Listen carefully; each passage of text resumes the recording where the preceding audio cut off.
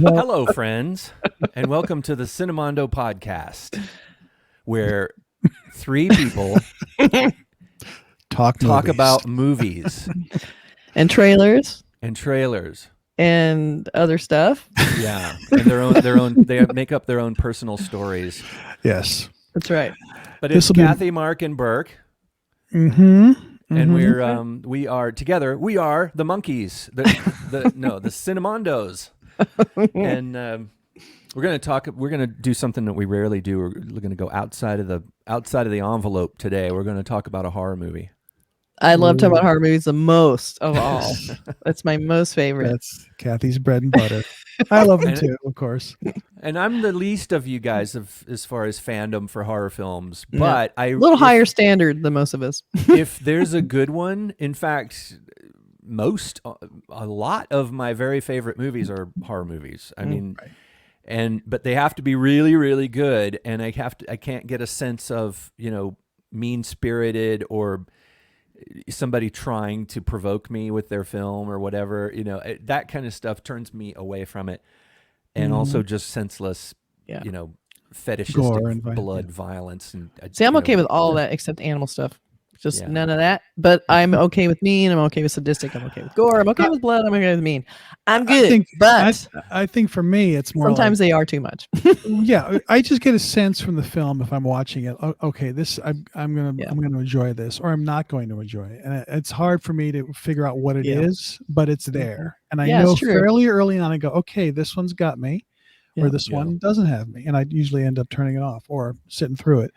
But this film is a film that is currently on HBO Max. It's a Warner Brothers release that's also at the theaters, but of course they also stream it on HBO Max when it comes out, and it's been out for a few weeks. It's called Malignant, and it stars Annabelle Wallis as Madison, and she's going through some stuff. To say that. And James Wan is a pretty prolific filmmaker. He does a lot of different genres, but he definitely lands mostly in kind of horror. He's done a lot of very famous horror. He did Conjuring. He did Insidious. He actually did some Fast and Furious outside of horror. But he's a very in-your-face kind of filmmaker. He's not a subtle filmmaker. He's balls to the walls kind of guy. And this movie is not any different. It is. I think you can tell from the credits that it's going to be one of those movies. Very hard hitting, crazy soundtrack. I mean, the soundtrack is basically a Pixie song, which I thought was kind of brilliant because it really worked. It was a really haunting, cool little music cues from Pixie, and the same song the whole time. Yeah, I noticed that too, and it was weird how it came in. There would be these sort of intense scenes, and then all of a sudden, this sort of rocking song would start playing. It's very cool. It's almost like it's a music video vibe to it, where suddenly you're in a music video, and there's there's a certain I don't want to give anything away, but there's a certain feel of choreographed weirdness in this film that lends itself to the idea of maybe like an Aphex Twin music video or something. Yeah, go there. I can see that. Well, here's the thing. It's like there's a prologue, and the first shot is prologue is great. It's hilarious. This gothic, something right out of a James Whale film. This is this gothic castle, basically, on a cliff, and on the moors or something, and it's dark, and it's you feel like Frankenstein's there or something. Right. But it's actually outside of Seattle. Yeah. Well, let me tell you, folks, there's no building like that outside of Seattle. I know they show it like sitting there. You're like, what? It was so cool. And then I'm like, okay, I'm liking this so far. It's being really weird. This weird sense of, this is not reality, but it sort of is reality because it's a real city. And it takes place supposedly in the 90s, but it doesn't feel like that, But so it gives you this sort of off-kilter vibe, which I think the movie sort of teeters on and kind of goes through. You're not sure. Is this some alternate reality, or is this really Seattle? And it has that opening scene in a lab very Right. action packed. It felt very Stranger Things in the beginning, like this sort of Yeah. kind of hokey lab and these big hallways. Everyone's running down the hallways going, come on, we have to, lights are going off. And it was just this like, what is happening? You're not supposed to know what's happening. So just ride with it, I think they really were hitting on the Stranger Things Yes. thing. I mean, look at the movie poster for it, which I'm sure you noticed the vibe of that, the title treatment. I think it's the same font as Stranger Things, It and might be. it's the music, that kind of slightly throwback synthesizer kind of sound to the music in some ways. But one thing Mark mentioned about that castle on the hill, I thought, okay, this is going to be sort of a surreal horror movie, like you said, James Whale, like some impressionistic kind of horror film where you. Yep. And I thought they should have gone a little bit more that way. Like it should have. I mean, in my opinion, it would have been, for me, more of what I was kind of hoping to see if it had been a bit, less, a little bit more vague as far as when it takes place or where it takes place. Because, you look at movies like Seven, or, even things like Dark City or something, where it takes place in the city. At some point, the cars are 50s or 70s cars or something. You know what I mean? Like that. Yeah, it was Seven. I always thought, where was Seven? It's supposed to be New York City. I mean, I think it's supposed to be New York, but at the end, they're out in the desert, which is certainly, Lancaster or Palmdale, California. I guess I didn't really expect that because it's James Wan, so I wasn't really expecting anything surreal or hidden or cloaked like that. Except for that castle at the beginning. The castle, I thought, like, okay, he's not even being subtle. We're gonna just stick this lab here. Like, I don't care, it just needs to be in this location, and we don't care if it makes sense. But it wasn't. Especially after the opening scene and then the credits, I'm like, hey, this is gonna be kind of like this like rock and roll, kind of horror movies. It's gonna be kind of like blah, lots of scares. It sort of wasn't. I have to say, I think this movie is very hard to define. Yeah. For me, when I saw it, I kind of went. I was expecting. I was expecting Saw or, Conjuring. I wasn't, I had my expectations very low. I was like, okay, it's not going to be scary. It's not going to. So I'm watching it going, yeah, it's pretty much what I thought. It got a kind of drab color palette. It's all very gray. I mean, for a horror movie, it felt very calm. Like it was just it's just operating at a certain level, and a lot of the stuff that I sort of expected. I didn't see any big surprises, And so, I was kind of lulled into, okay, I know what this movie is, And then, about 60%, 70% of the way through, you're sort of, you're getting the surprises, you're getting stuff. And then it takes this turn that took it whole next level for me. So then I was like, okay, now I was surprised. And then I was, and I don't even, we'll talk about it later more specifically, but again, it was like the sort of like, you think it's this genre, then it becomes this genre, and then it becomes a whole, like, what the fuck? Like, I don't even know how to describe this film.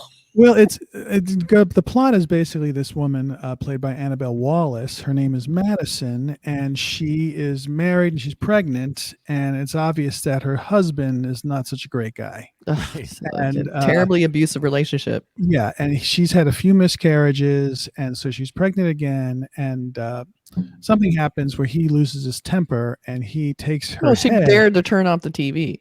That's right. Basically, right. Yeah. And he smashes her head, in the back of her head into the wall and knocks her out, And this is when things really start to happen for her. And she starts seeing all these crazy, grisly murders and all this kind of stuff happening. She starts having visions of people being murdered, which I thought was a great concept of someone like being in the place and seeing, and the effects were very cool of like her environment starts melting around her and she sees people like crimes taking place is basically the conceit, which I thought was a great idea. Yeah. Yeah. And so then it turns into almost like a CSI, like procedural. There's these cops come in. Of course, they're, the police precinct is this lofty thing, Oh, the coolest precinct ever. Exactly. Like there's only 10 desks in this huge building, super high ceilings. Yeah. And they're sort of the rote sort of, detectives, doing this murder investigation. Kind of cool casting. The diverse casting was kind of fun. There were some things in here that I thought were just like really kind of weirdly out of place, like the captain or somebody, there's a detective and then there's the coroner or whatever, and then she says, uh-oh, here comes Miss Lonely Hearts, and this character comes in who is clearly in young adult type television show Love with the detective, and she's like, "Hi," and it's like this. Like, what movie are we in now all of a sudden? And then it's weird. A little bit later, somebody is in a jail cell and there's like a 1970s hooker character in there and other characters that would be like in an episode of Lucy. Like if Lucy went to jail, these would be the tough gals that would be in the, in the ladies' jail cell. And there's a ton of, it's like every night in San Francisco, they arrest like 30 stereotypes and put them into. There's one woman that was like Roddy Piper, basically. Yeah. It was I wonder very if those were Easter eggs. I want to find out more about, were these based on actual like women in prison movies? I bet it felt very intentional. They might have tried to match costumes or something like that. This something about it just felt like, haha, get it? Yeah, I think if maybe we watched Chained Heat or something, we'd say, "Oh, there's that character," or all those 70s sexploitation films, right? Yes.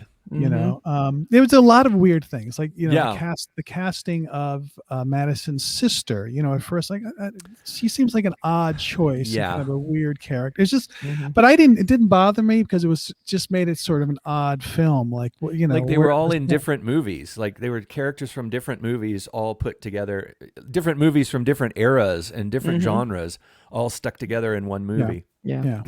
And when I saw the detective, it for some reason reminded me, the Saw movies always have these the detectives are very flat, and they come in and they're kind of like, yeah, I guess we got a crime here, and they're just this really monotone, weird, and this is no different. Like he came in, I'm like, this is James Wan. I can do this very flat affect to this detective. He's just like, oh, we're seeing some really bad stuff, whatever, and they always have this weird sort of disconnect, but that's just sort of his style, and so I was expecting that. So okay, but the casting was very strange. The casting and the dialogue just seemed pointedly terrible for some reason, and so I'm like, this has to be intentional because he's not a bad filmmaker. So I'm like, I'm trying to be in on the joke. Like I feel like the worst crime you can commit watching this movie is taking it too seriously. I think it is meant to be funny. I think he's sort of having fun with us. I think it feels like it's based on older films that he's sort of bringing into the current sort of filmmaking realm, but having a joke with it. Like there's a lot felt Dario Argento, a lot felt Quentin very Tarantino. Like, Tarantino, even older, like old slasher films, So I was getting a very nostalgic vibe from a lot of the setup on this, which I thought was fun. But I'm like, this is very disorienting. It was very disorienting. Because even like there's a scene in the Seattle Underground, the weird sets, which is a real place. It really is weird to have that in a movie. Why is this? Well, all of a sudden there's a woman who's a tour guide through the Seattle Underground. Out of our story to this weird story for no reason. Yeah, so there's a lot of different. It's very jumbled, and for the first half of the movie, I was saying, "What?" It's very, very generic and very sort of predictable, but in a very odd sort of way. The freaky killer who with his lair, and he's holding someone prisoner, and just acting all weird. You never really saw him closely, clearly, and it seemed very, very Saw to me. He called people on the phone and be like, I'm here to but the phone thing, the electric, wherever when he's around, the electricity, the light starts dim and the radio sort of goes off, and so he has some sort of connection to electricity somehow. Which they never really did anything with, honestly. It just sort of gave him a way to speak through the radio or something. But it was I don't know, that you were saying the dialogue. It's like the stuff that he was saying was so. Like comic book style, threatening, scary killer dialogue said in the way, you have no idea how long I've waited for this moment. And to me, that's not scary. But it's funny. It was I think funny. a lot of it's supposed to be funny. It was parodied, but I don't know. I thought that was kind of funny.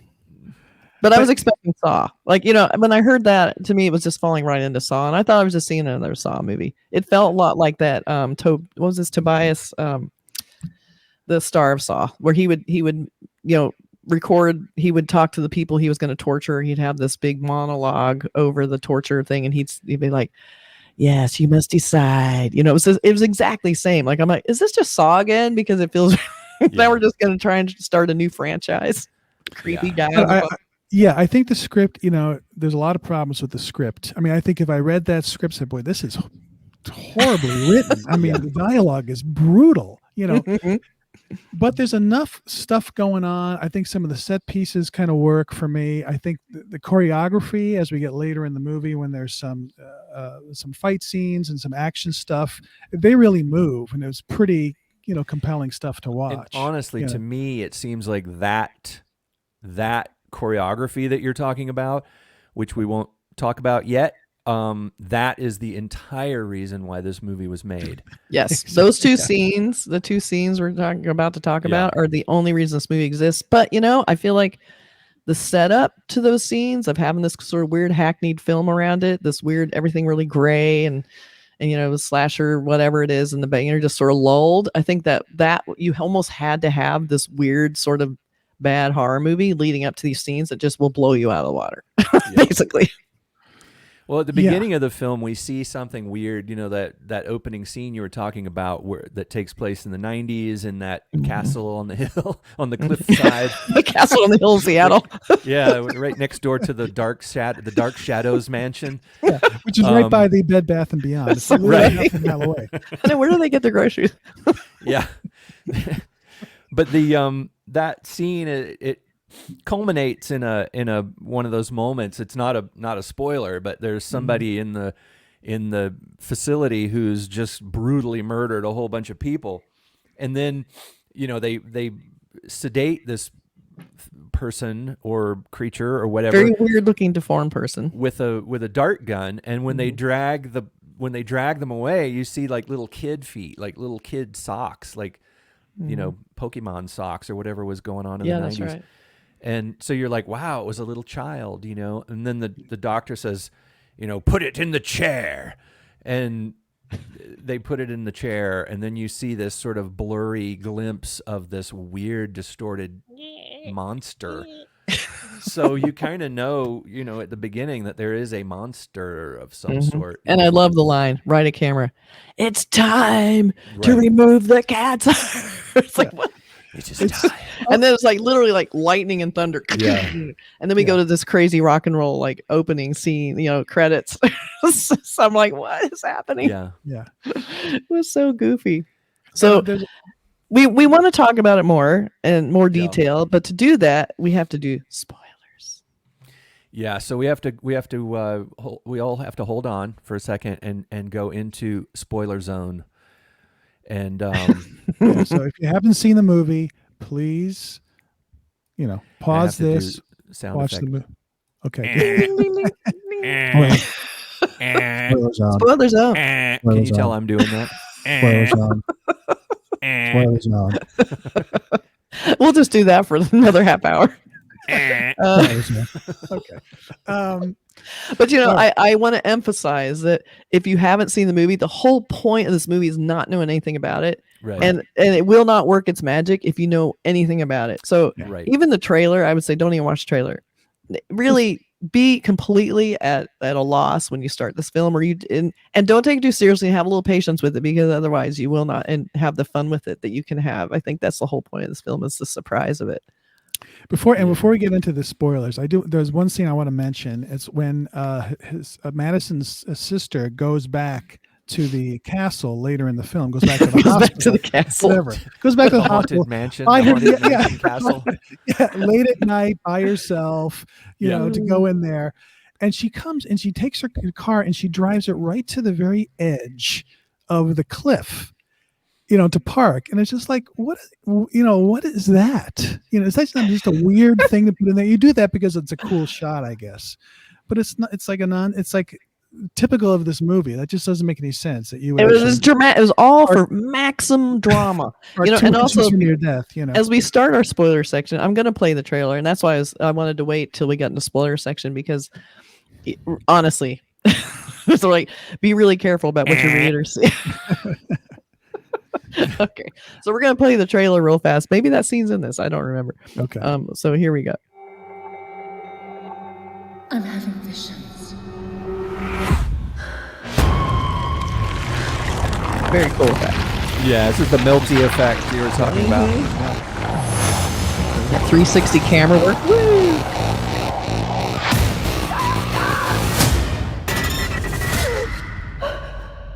And that sort of Logan's Run synthesizer. Weaver Love was it. found brutally murdered in her home this morning. Did you know her? No, but I saw her die. I'm seeing things.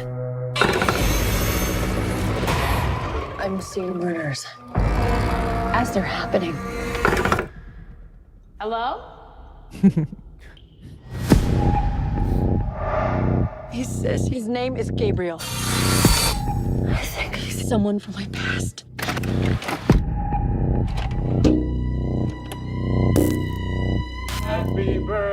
Whatever happened to you before you joined our family hurt you in a way that I can't even imagine. Stop saying that. Maddie, who are you talking to? Gabriel. Is he your imaginary friend? Imaginary? He's the devil.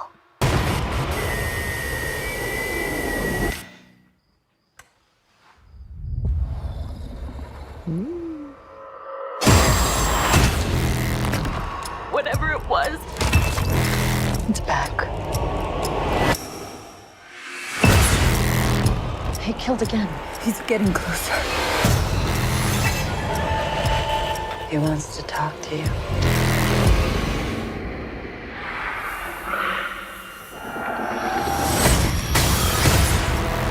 Mom, what do you know?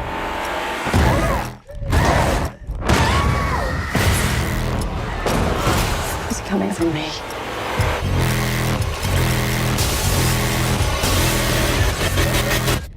Who are you, Gabriel?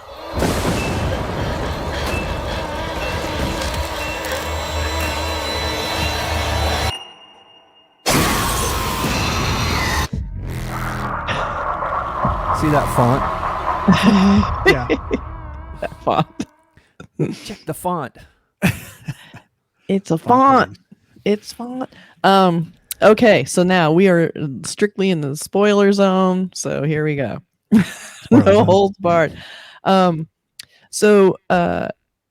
I think there is something I heard about this film, which I think was really smart. I was listening to the podcast Bloody Good Horror. Hi, guys. And there's a woman on there, Rachel.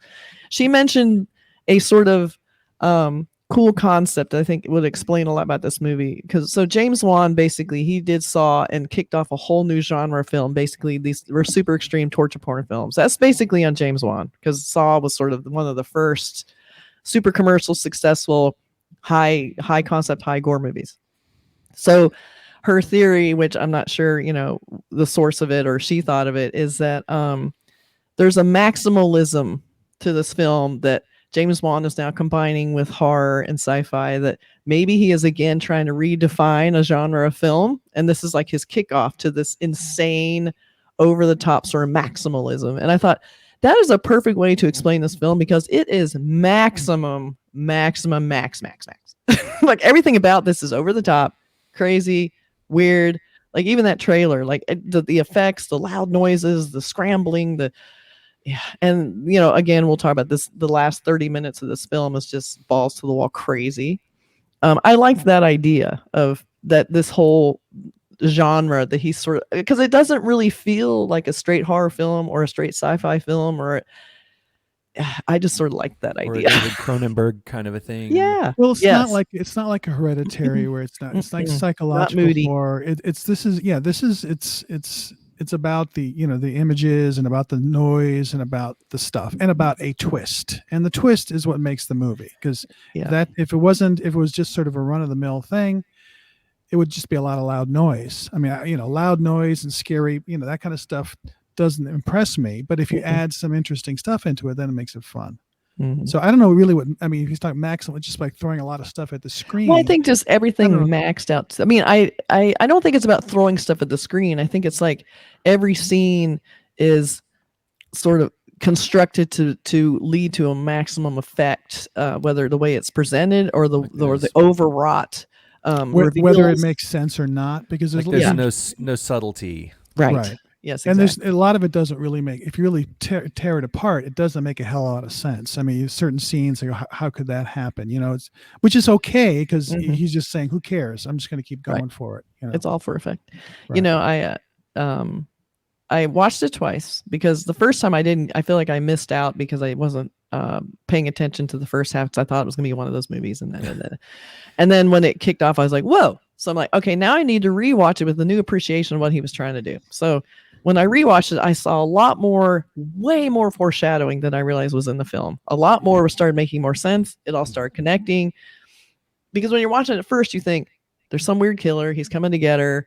He probably worked at the lab, you know, blah, blah. So that's sort of where I was thinking, oh, there's some guy out for revenge. He's trying to track people down from the hospital, like whatever. And then it became this whole other insane idea. And the reveal of that idea, I was like, what the fuck am I seeing right now? My God. I mean, I was literally like aghast when they started showing some of these reveals. And, you know, I'm not easily impressed by movies like that. I don't feel the like, what? You know, but I did feel that. Well, should we tell them what the Well, yeah, we can kind of go into it a little bit. well, well, obviously the title of the movie makes a hell of a lot of sense. Totally does. It's like the title is fantastic because basically the killer, Gabriel, is this malignancy that is on the back of Madison's head. It's like a twin. Not even malignant, like just like a parasitic twin. Parasitic twin, right? Okay. And that parasitic twin has been with her, you know, her whole life, but somehow in her brain, sort of like quiet, like asleep.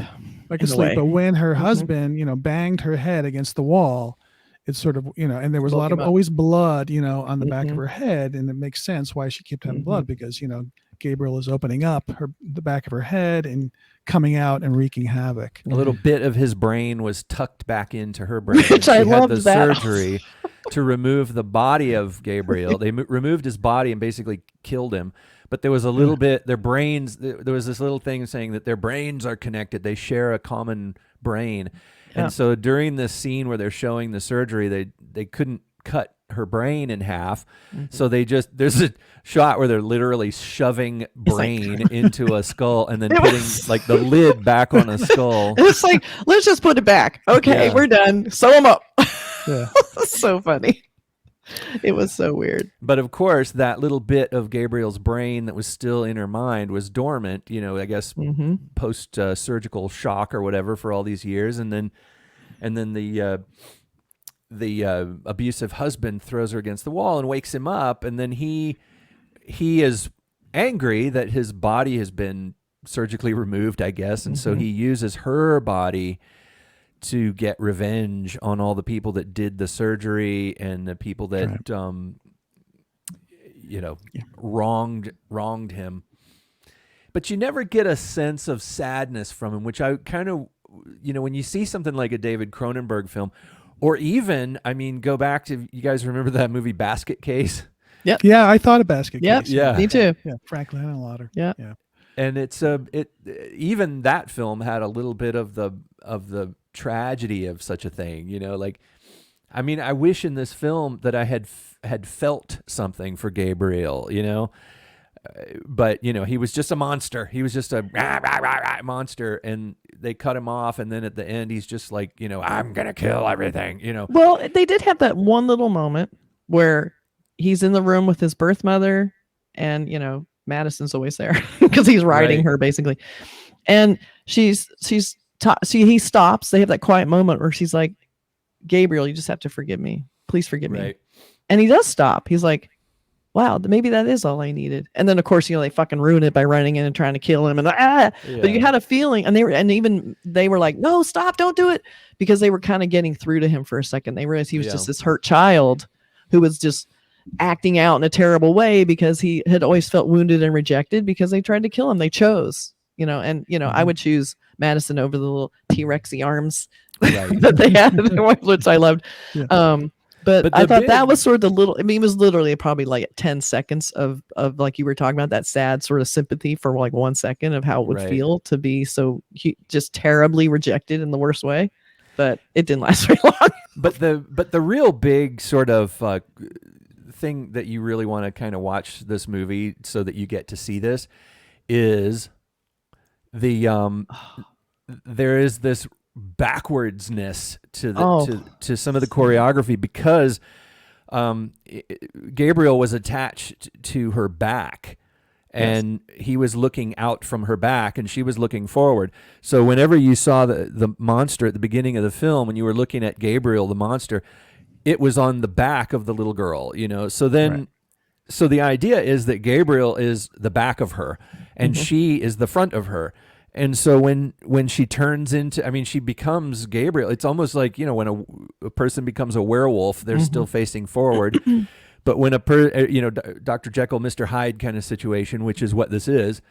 But what's cool about this movie is that when she becomes her Mr. Hyde, it is her same body. She doesn't go through any radical kind of transformation where she grows fur and fangs or anything.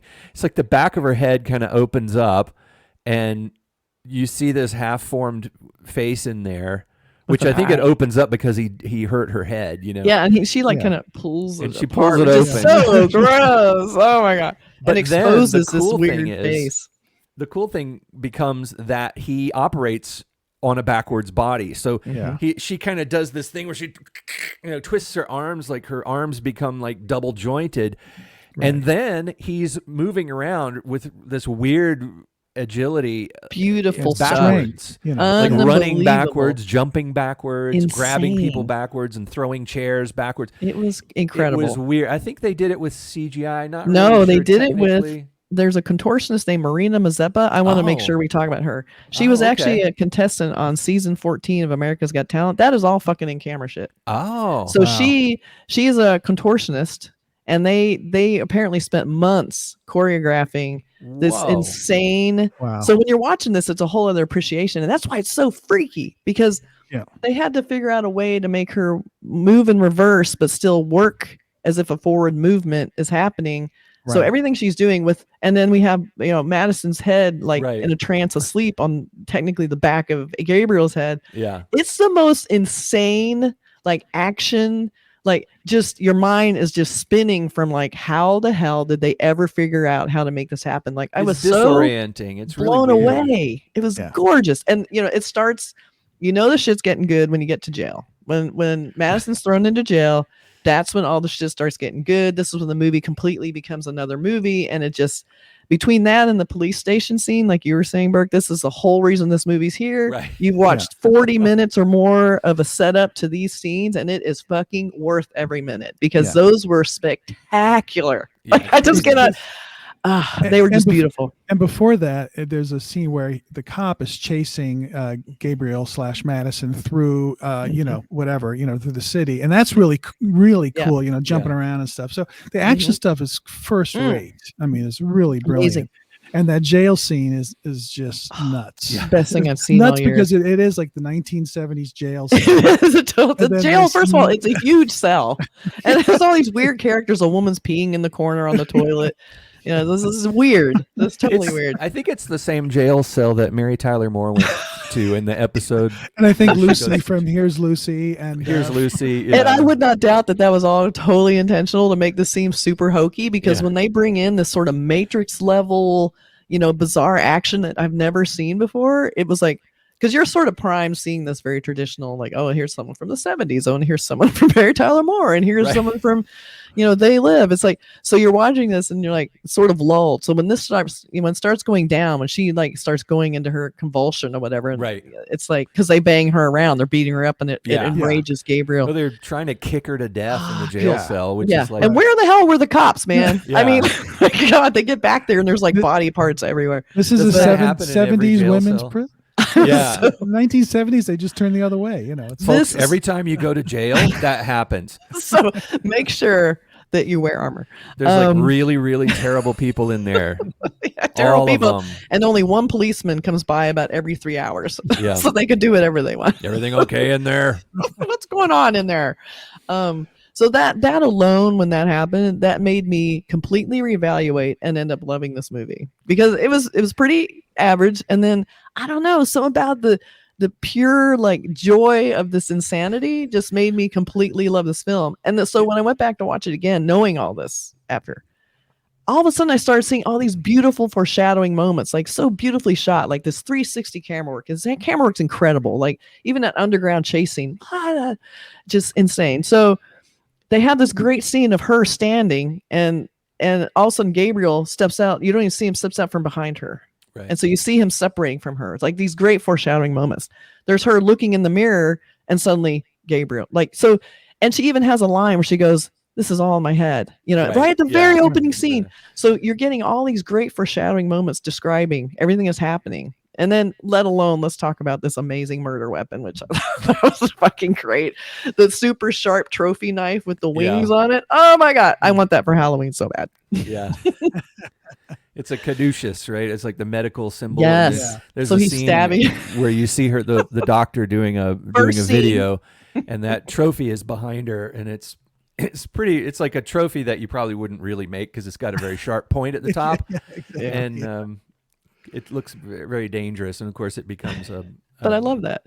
So of course iconic. He would use that because the whole reason Gabriel is because of this horrible science medical tragedy perpetuated on him. So his whole point is to go after all the people in the hospital who tried to kill him. So he's basically on a mission to kill every person at the hospital, which is what's happening, in terrible ways.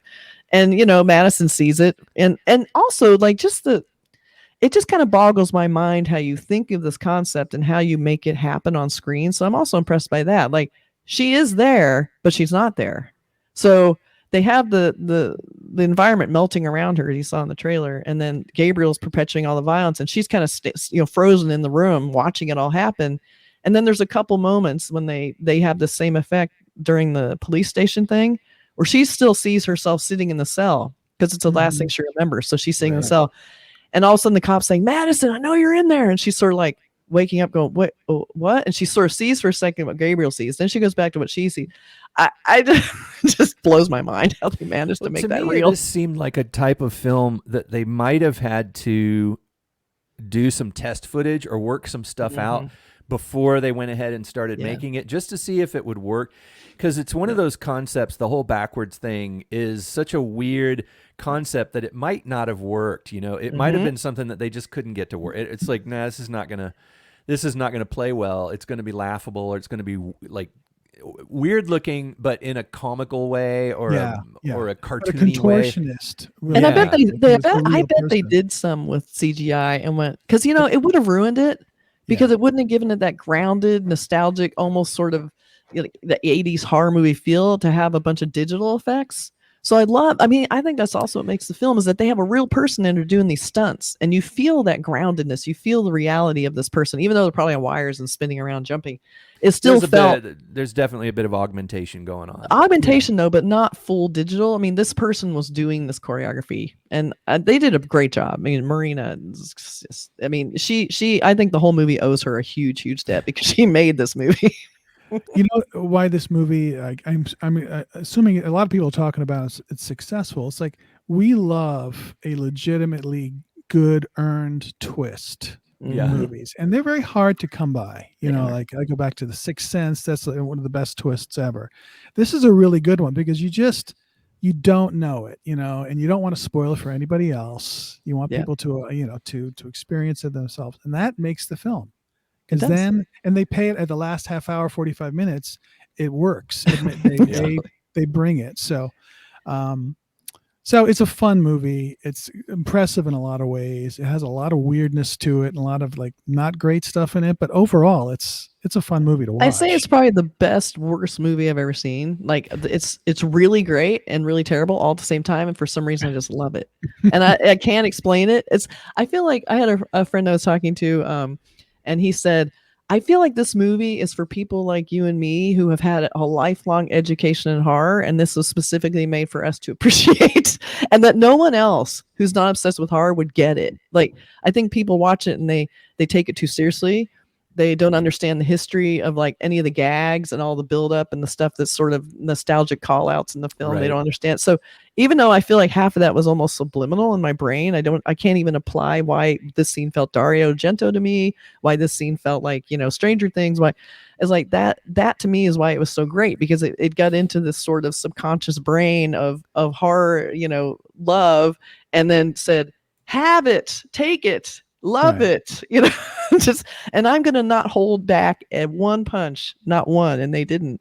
And I think too, I'm gonna bring up too the reveal of Gabriel, where they're watching the video and you see this cute little girl, and she's, clearly they're, it's in that same lab that's in the castle on the hills, Yeah. and the camera spins around and the hair in the back is parted, and there is this insane creature on her back. And that was no one of those scenes of like, like, what am I seeing? Like, it was so freaky. And how do you do that to someone who has seen literally everything in a horror movie? Like, the fact that he was able to impress me on any level, just like, I just have to give credit for that. It was just amazing.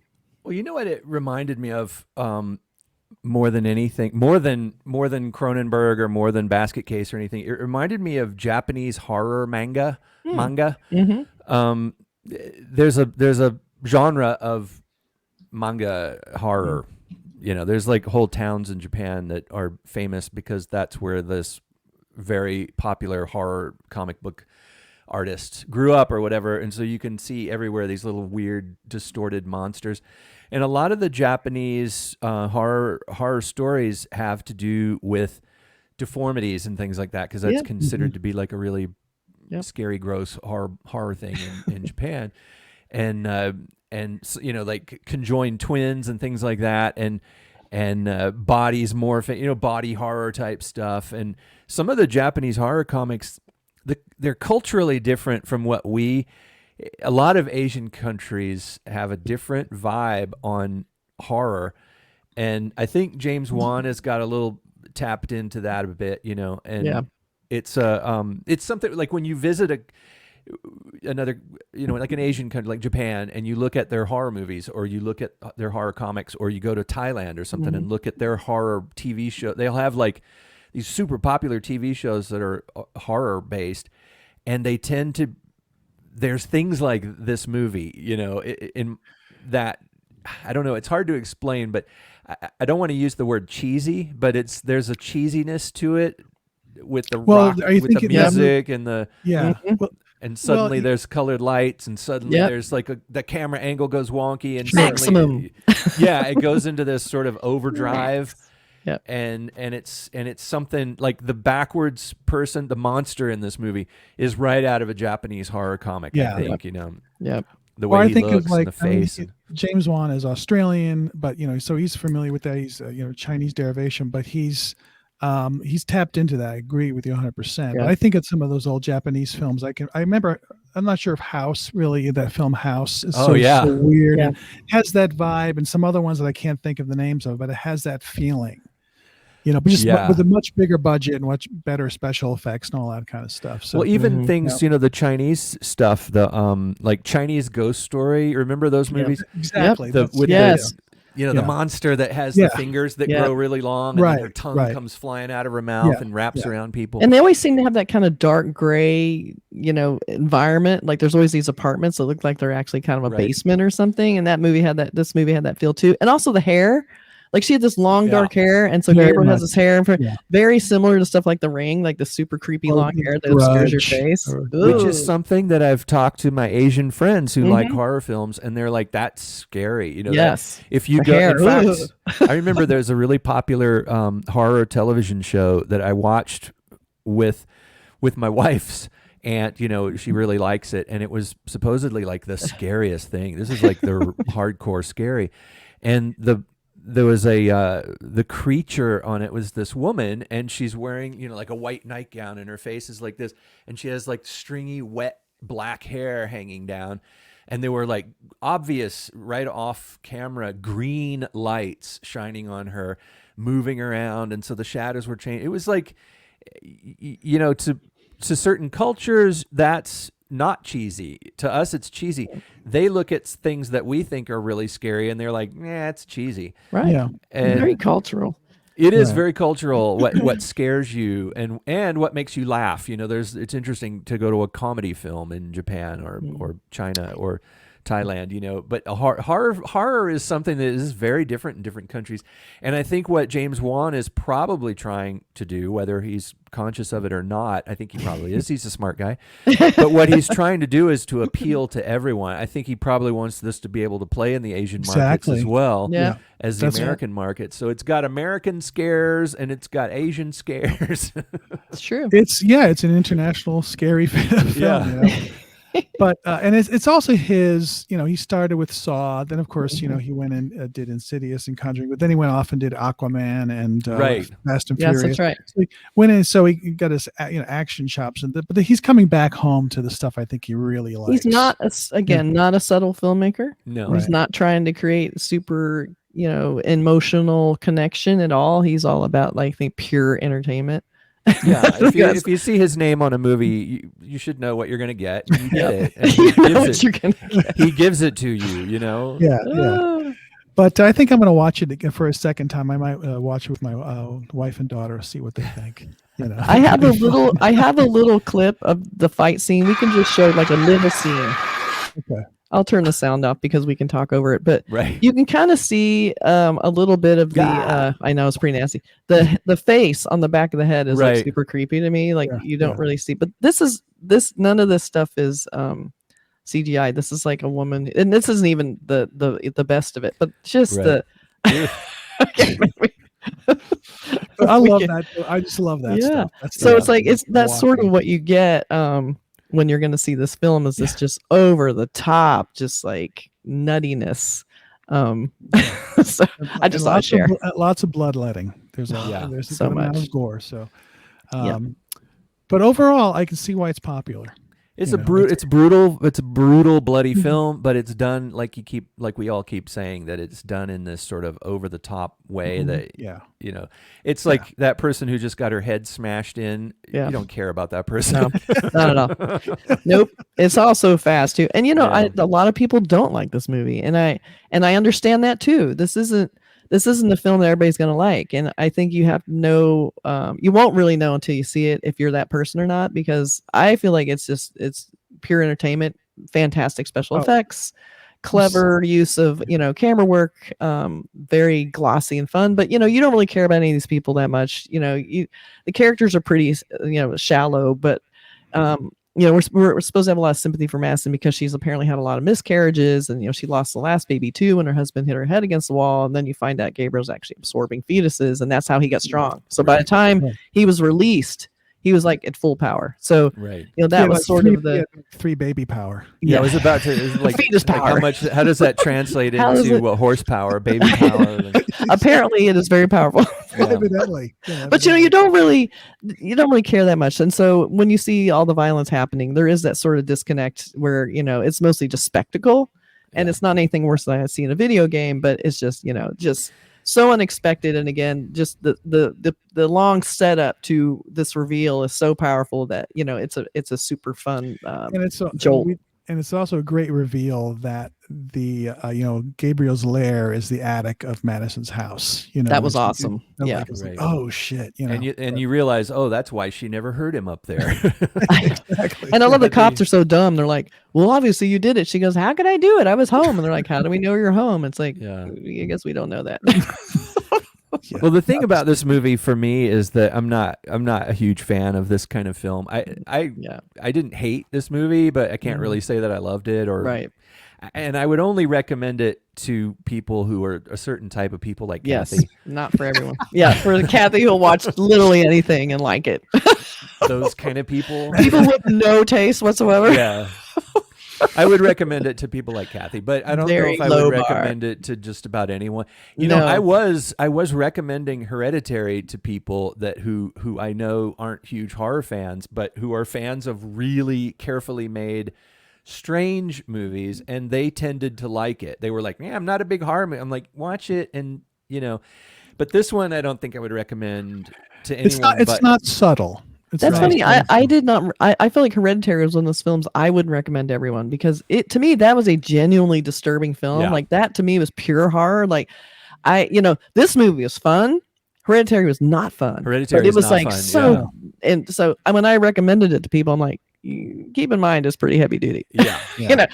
It's not like super. I was careful about who I recommended Hereditary to, but and in this film, I'm like, they go, is it good? I'm like, yeah, kind of. Well, here's the thing. You have to be. when you go to a carnival or something, or like Coney Island or one of those old timey things, and there's the spook house, the horror house or the horror mansion or whatever.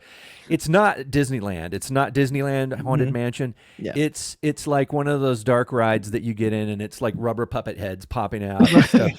And it's cheesy and it's stupid and it's loud and it's ridiculous, but those are fun. I mean, how can you not enjoy going through something that nutty and cheesy? And it's surprising, and you come out of that thing laughing. You come out of the ride laughing, and you're like, let's ride that again. That's stupid. Yeah, this is not a scary film. I would not call Malignant scary at all. I wasn't scared. No. It was pure action. It had a lot of gore in it, but this is not necessarily a horror film. I almost consider more of an action film. Yeah, just with extra gore. With some horror overtones. Yeah. I would actually consider it to be a horror film. A lot of compound fractures. Yeah. It's not scary though. It's just it's not scary. I didn't find it scary. It's one of those modern horror films that has things in it that are supposed to be scary, but just aren't scary to me. Yeah. And but you kind of there's it's the idea of tropes. There's things that happen in this, and you're like, okay, there's that one. There's that one. It's not relatable horror. I think that's part of it too. It's so over the top and so obscure and weird that I don't feel like it's some like Hereditary. I feel like it was so grounded. You feel like this is something that could happen to me. How would I react if this was happening to me? This movie, I'm like, this has never happened to me. This. I mean, Burke's analogy of a fun house, like an old school perfect. fun house, really fits this film. I mean, if you're in the mood for something like that, just with high end effects, a little bit better production value. Exactly. Yeah, with a really cool contortionist in it. Yeah. But with a similar vibe, you go into this thing that you know what you're going to get. You know that you're not going to go to the haunted house at Coney Island and be changed or think, wow, I want to spend the rest of my life making spook houses at carnivals. It's not going to transform you into a fan of these things. But you're going to have fun and you're going to laugh and you're going to come out of it saying that was fun. Yeah, don't take this movie seriously and you'll enjoy it. Like I know people that don't like it. I think they're just taking it way too seriously. Well, it's almost like you remember the old Tobe Hooper film Life Force, which was and awful and terrible. Everybody hated it, but that has stuck around as being a fun movie because it's just so ridiculous and over the top, and 40 different movies pushed in together. And it's a very likable. It's a fun film I can always watch because it's just so strange. It makes me say, "What the hell am I looking at? What am I seeing?" I was saying that during this film. Like, what the hell? I love that you got to give point to anybody who does that, especially with a decent budget. So it's like Total Recall. Remember Total Recall? There was some things in that movie that were like, "What am I seeing?" The hell? Yeah, the eyeballs would popping out. Yeah, who would decide to do that in a film? That's so weird and out of Verhoeven. He'll do that because he doesn't care, Yeah, he's like RoboCop and all those very violent film, and you're like, God, how can this be any more violent? And then it gets more violent, Yeah, and you're like, wow, it got more violent. But again, this movie is basically worth watching just for those two scenes. So it's kind of worth, like I would say, if you want to see something you've never seen before, it would be worth sitting through it for that. Absolutely. And it's well shot. I mean, it's beautiful. It's well produced. If you like horror films, if you like crazy, you know what I'm talking about. If you like those kind of movies, but I like, yeah, it is intentionally campy and I think intentionally kind of bad. I mean, I think he intentionally wanted to make this slocky, horror film, a horror action film, and do not take it seriously and just let it be its bad self. Yeah, get some popcorn, sit down and watch it. Yeah. Oh, it's a great popcorn movie. Yes. Yeah. All right. Well, that was our take on Malignant. I think. Various stages of liking it. Kathy, you liked it the most. I think Bert, you liked it the least. I think I'm in the middle. You just have to watch it again, Mark, then you'll appreciate it more. Gotcha.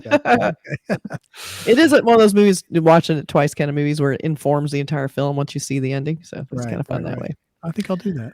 All right. All right. That was Cool. fun. All righty. Yeah. I See hope you I wasn't next too time. hard on it, but You were not too No. hard. You were very No. nice about it. all right. Yeah. You gave it the props it needed that it actually deserved. I gave it probably way too much credit. Mm.